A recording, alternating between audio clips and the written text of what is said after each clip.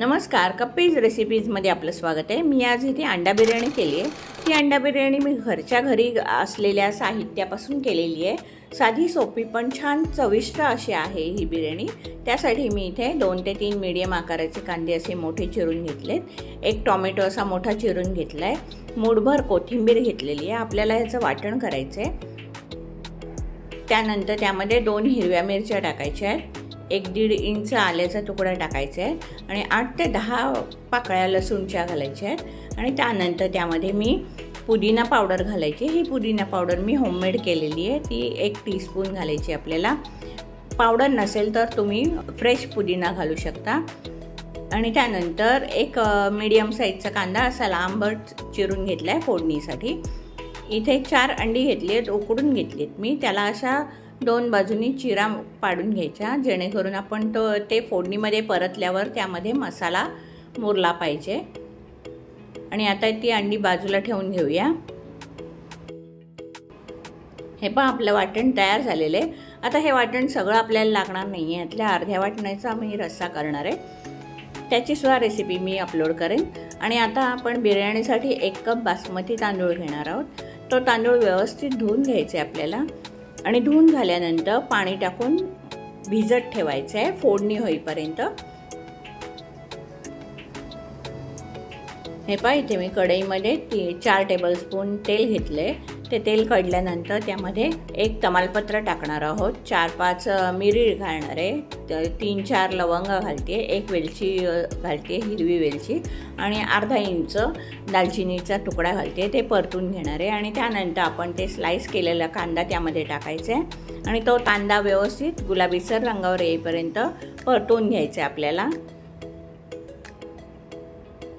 आता ह्यामध्ये पाव चमचा हिंग घालते, अर्धा चमचा हळद घालते आणि 1 ते 1.5 चमचा टीस्पून मिरची पावडर, लाल मिरची पावडर घालते। इथे तुम्ही तुमच्या आवडीची कुठलीही पावडर घालू शकता किंवा तिखटसुद्धा तुम्ही कमी जास्त तुमच्याप्रमाणे करू शकता।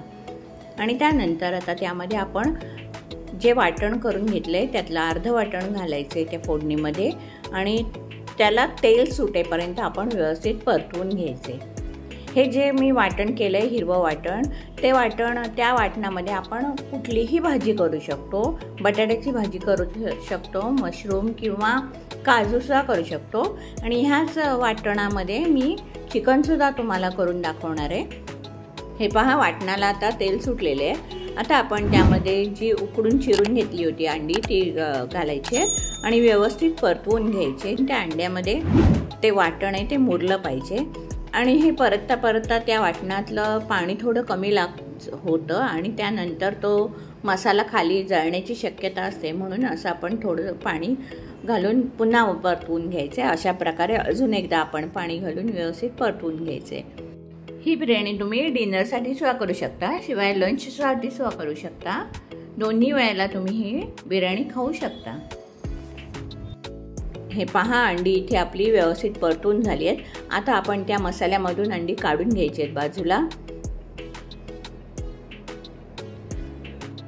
आणि ती अंडी काढून घेतल्यानंतर आपण जे तांदूळ भिजत ठेवले होते त्यातलं पाणी काढून ते तांदूळ त्या मसाल्यामध्ये टाकून घ्यायचे आहे आणि मसाला पूर्ण तांदळाला लागेल असं व्यवस्थित परतवून घ्यायचे ते तांदूळ।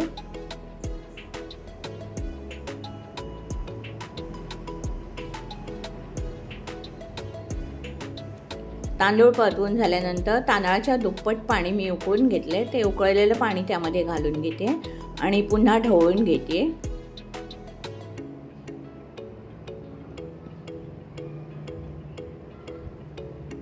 ते ढवळून झाल्यावरती त्यामध्ये चवीनुसार मीठ घालायचे